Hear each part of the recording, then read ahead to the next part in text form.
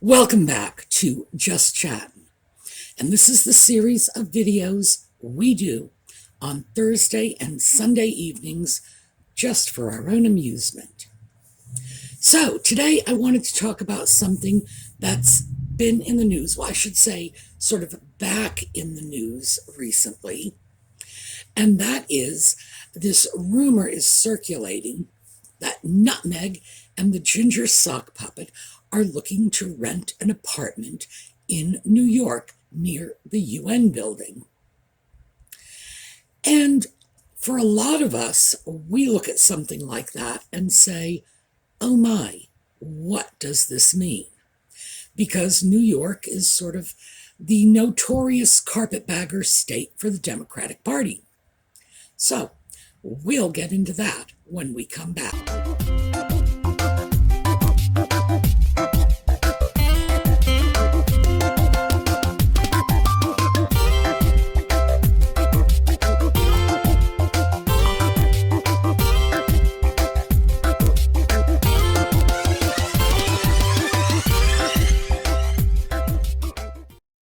Now, I have to say, if the best they can do with Nutmeg and Ginger Sock Puppet news is get involved in speculative rumors about where they may or may not be living, it's got to be a really, really slow news day. But that brings up this whole other ball of wax, or ball of nasty old chewing gum.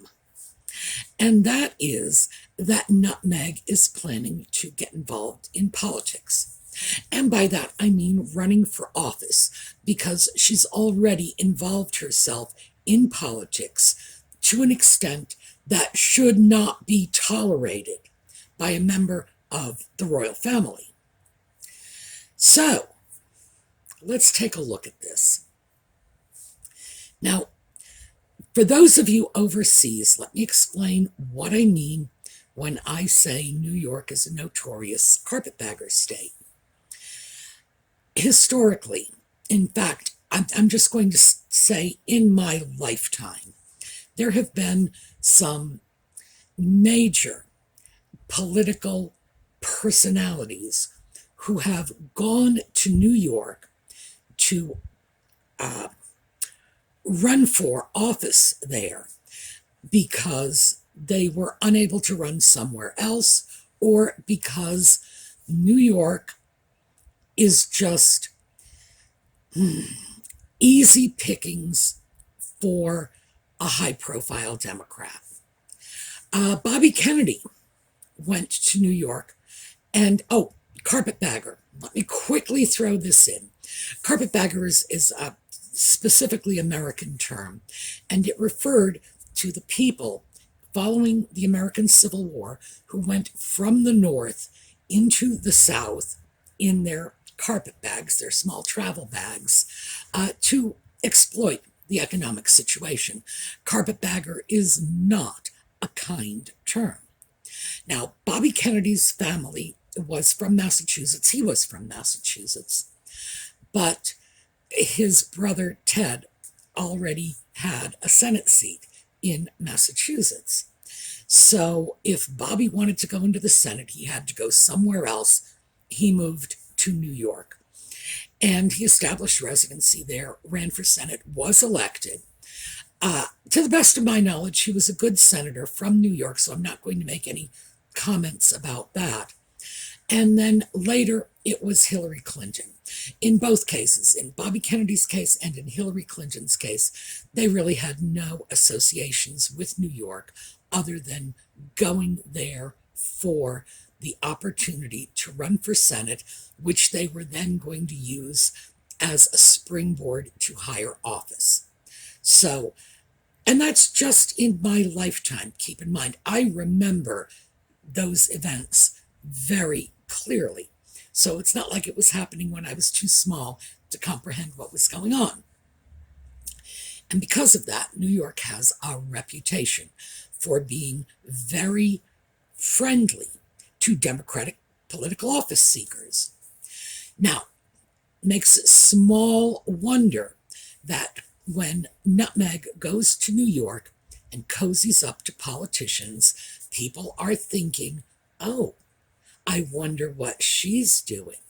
How about New York? Well, there are certain sections of New York, Major, that I wouldn't advise you to try to invade. Well, first of all, for all you New Yorkers, spoiler alert, this is where the video is going. You can go home, go to bed, go to sleep soundly, because I think the odds of this happening are somewhere between none and none.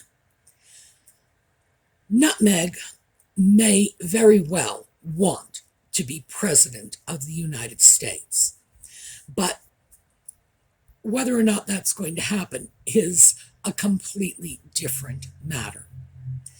So, in order to become president, and again, a lot of this is for our viewers outside of the US, in general, the presidency is not your first elected office. Now, in the case of Donald Trump, it was. And obviously, it can be. There is no requirement in American law that the president has held any political office, whether it be dog catcher or even an appointed post like a cabinet minister. No. Anyone can just go run for president.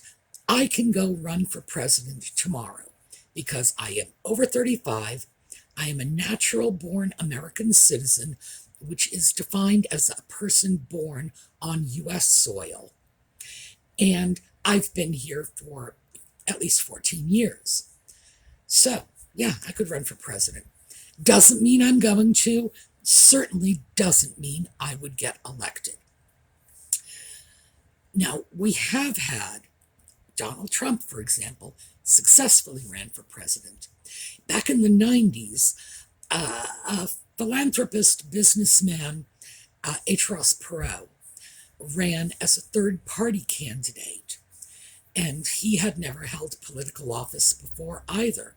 Now, he didn't win, but for a third-party candidate, that's a person with no backing from one of the two major political parties, they say he took somewhere between 25 and 35% of the vote. I really don't recall exactly, but it was a remarkable showing. So can it be done? Yes. It's easier to do that sort of thing today than it's ever been in the past because of the involvement of mass media. And that makes people who are otherwise not known to the public accessible. So, theoretically, could she just go run for president? Of course. Absolutely. No question about it. As I say, I could. My neighbors could. The ginger sock puppet can't. He wasn't born here and he's not a citizen. Even Archie, who was, I suppose, born with dual citizenship, an American mother, a British father, I don't know for sure, he would not be able to. Not natural-born American citizen. There you go. But realistically speaking, if you want to be president, you really need to start off with another political office, something a little lower in the pecking order. So it's been speculated that Nutmeg would run for the Senate. So I thought we would take a look at that. And we're doing this mostly for our friends in New York. Frankly, if I were in New York, I would be concerned. I certainly would not want someone with Nutmeg's very tenuous relationship with the truth representing me on a national level. Is it even feasible? So let's start looking at this. 1, in order to successfully win a Senate seat, you should have the backing of a political party. Is it necessary? No. Third-party candidates have gone into the Senate before. It all depends on the circumstances. In a place like New York, with a very strong Democratic Party and a very tenacious Republican Party, would that be viable? Well, I don't think so. She would need the backing of a party. Certainly, it's not going to be the Republican Party, because she is, even for a Democrat, she is bordering on socialist in her politics. The reason for this, by the way, is not that I think she is a socialist, but I think that she is so politically inexperienced. She probably doesn't even really understand the Democratic Party's platform. And I'm not sure she could tell you the difference between a Democrat and a socialist. But definitely very, very left-wing politics. So she would need the backing of the Democratic Party. Now, ordinarily, to get the backing of a party, you need to pay your dues. And by that, I mean you have to have a history of working and playing well with others. Now, we all know that's not Nutmeg's strong suit, although in the short term, and we know this from her history, she can be very charming and very likable. And I've said this many times. I'm sure if I actually met the woman and she had any interest in courting my friendship, I'm sure I would find her delightful. People do. If she wants to be charming and pleasant, she can be. And if she were courting political support, we can all be very certain she would be extremely charming and pleasant. But that's really not what's involved. You really need to show support to the party. In other words, fundraise for them, sponsor events, show up, do the grunt work. For a career politician, it often means running for an office you might not want simply because the party would like to put one of their own people in there. Let us say, for example, you are a low-level politician just starting out. You really want the school board because you have a degree in education, and the party says, gee, what we really need is a seat on the zoning board. And you go over and you do it, and you play nice, and you take one for the team, and they remember it, and later on, when you need their support, it's there. Nutmeg has not supported the party. She throws out her own brand of political strangeness, which, as I say, is not necessarily in line with the Democratic Party and the Democratic Party's goals. She just throws it out there. But that's not party support. Party support, especially for someone like Nutmeg, who is going to be perceived by the political pragmatists. Remember, these people look at politics as their careers, so they can be very pragmatic. Someone like Nutmeg is going to be seen by them as like a trick monkey, just a person who will gather people around them, show up at a $5,000 a plate political dinner, and because she's royalty and the rubes love to rub shoulders with royalties, it will encourage other people to come, and they'll do a lot of fundraising that way. It's not likely anyone views her any differently than a Hollywood actor or a pop star or anyone else who has sufficient celebrity to draw people in, people with checkbooks, that's important, draw people in and raise money for the party. So, now that we're on checkbooks, let's talk about finance. Political campaigns for the U.S. Senate, and not even in New York.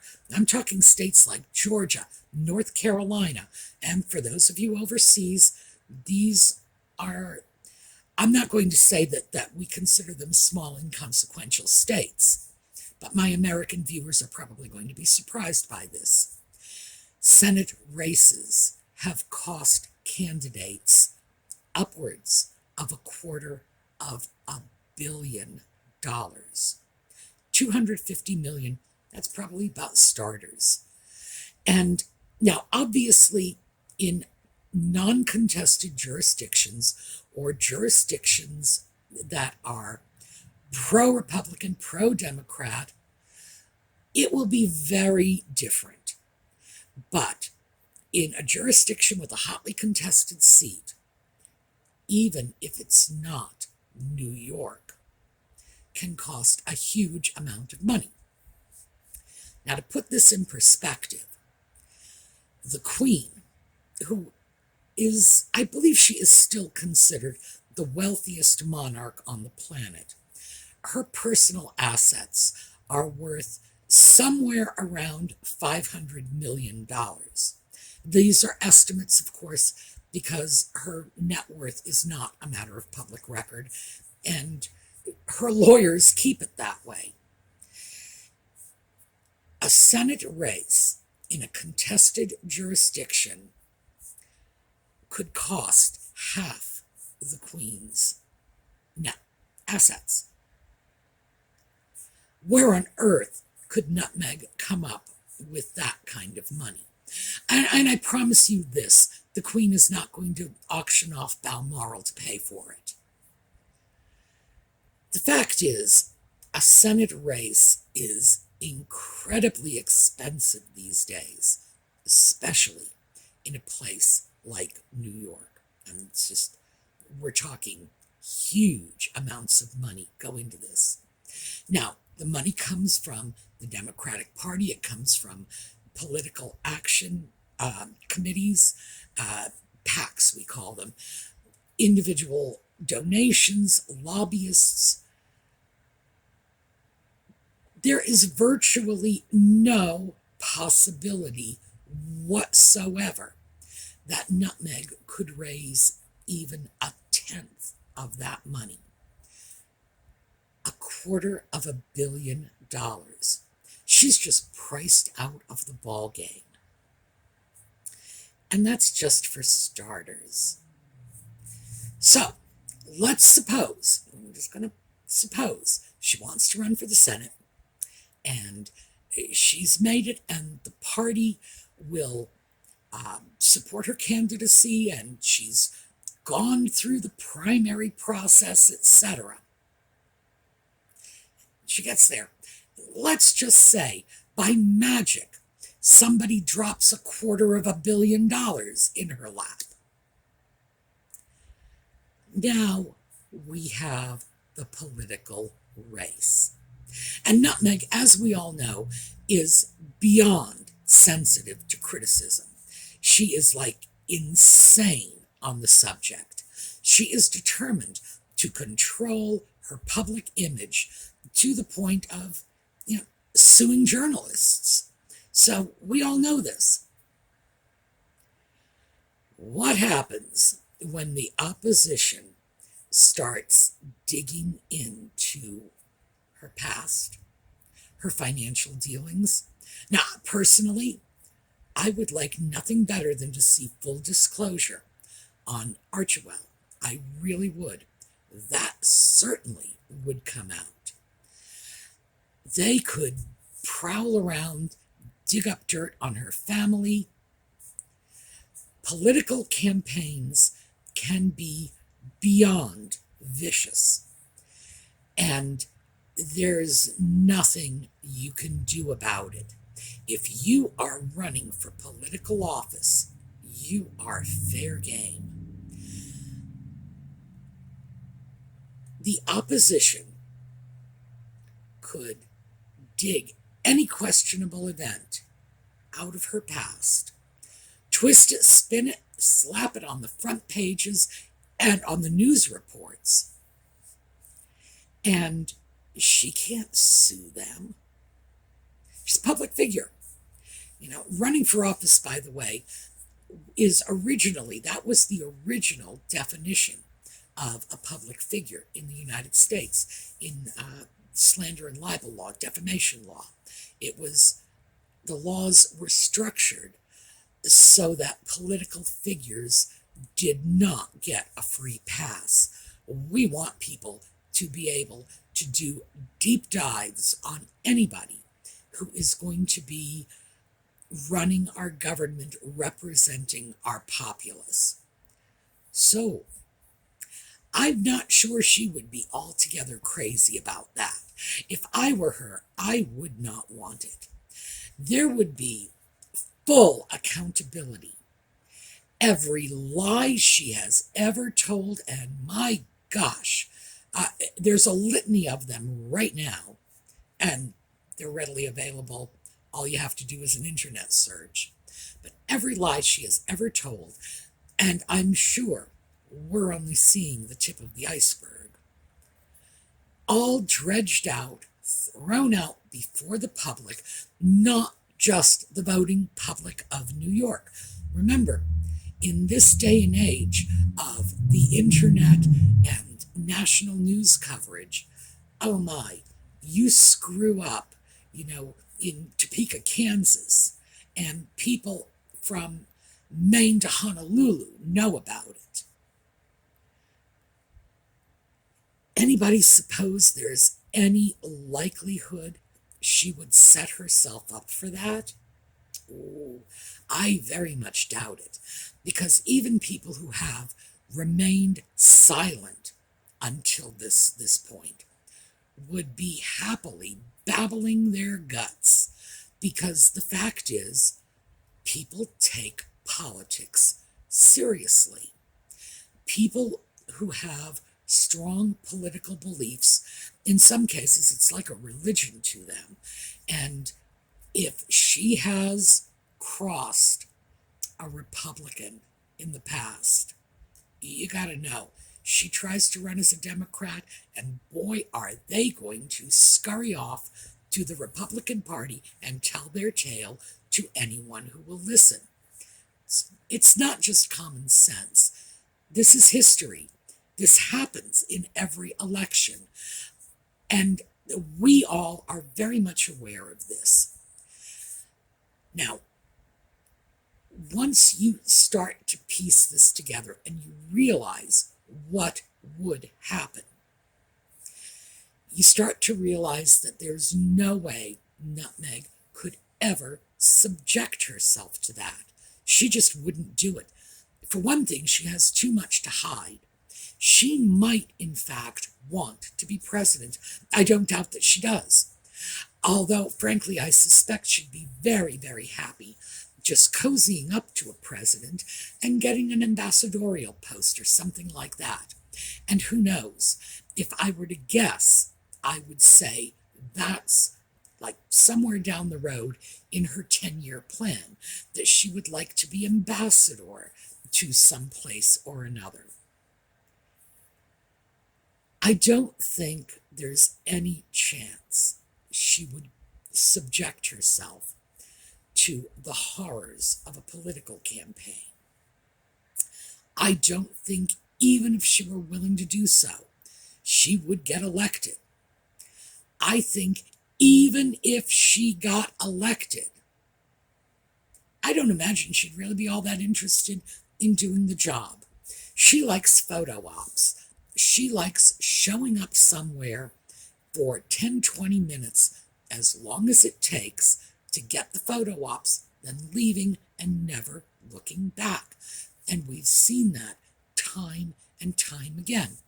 Do you remember when she and Harry were photographed distributing food to shut-ins during the pandemic? Yeah, how many days do you suppose they did that? It's one afternoon, as I recall. What about the time they went into a nursery school, digging around in the dirt, planting with the little kids? Yeah, how many times do you suppose they did that? One, and not back again. That's all it is. They go to a cemetery in California once for Remembrance Day. Nutmeg's an American. Did she show up for Memorial Day? Did they show up for the next Remembrance Day? No. It's all about the in and out photo ops. It's as if she is checking off a list, compiling a scrapbook, saying, well, I need a picture of me for Remembrance Day. I need a picture of me planting with children. I need a picture of me delivering food to the poor. I need a picture of me hugging children in a school in New York. And just checking it off the list. Never looks back. There is no persistence, no stick-to-itiveness. By the way, I was horrified to find that is a real word. Stick-to-itiveness. You can find that in a dictionary. What is this world coming to? Would she do the work necessary as a senator to create the political profile she would need to go on to become president? I doubt it very much, because in the Senate it's all about hard work. The people who succeed in the Senate are team players. They often work like dogs on a certain committee and don't get any credit for it. It's just the nature of the beast. Their hope, of course, is that eventually all that hard work will pile up and then they will be appointed to a cabinet post or go back to their home state, run for governor, whatever, because they have a legitimate interest in the political process. Meg doesn't. Whatever thoughts she had about going into, I guess it was the diplomatic service she thought about when she was in college, just fell by the wayside. And I believe this happened after the couple of weeks she spent actually working in an embassy in Argentina. Acting seemed a lot more glamorous and probably a lot easier. No, this is just pie in the sky nonsense. So all I can say for the folks in New York is you really have nothing to worry about. It's just something that's not going to happen. And the reason it's not going to happen is Nutmeg is just not temperamentally suited to the demands. And politics is demanding. Make no mistake about it. She's not suited to the demands of politics. So, what do I think of the rumors about them going to rent an apartment in New York? Just that. I think it's rumors. Now, personally, I think Nutmeg is behind all these rumors herself. I think she throws it out because I do believe she would like some political or quasi-political office. And I think she throws it out there as little test balloons, in part to gauge the public response, but also to throw her name out there in a political context so that when eventually she does make a bid for what I assume she really wants, which is probably an ambassadorship somewhere, then it won't be quite as alien and unexpected as it would be if she had never been associated with anything political in the first place. So, am I concerned about this? Absolutely not.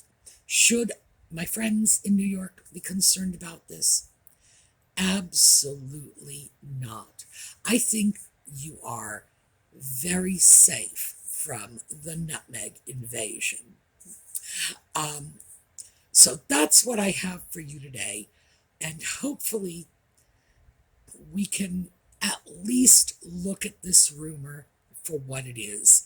It's Nutmeg's usual PR machine generating all the smoke and all the dust just to keep her current, keep her in the headlines, on the front page, get her name on people's lips, just because that's her real goal.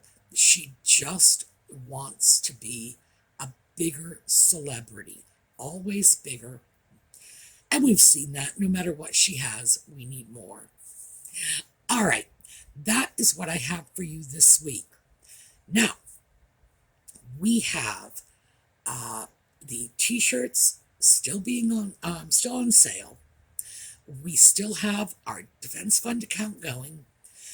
Next week, I will be removing the t-shirt design that is currently available.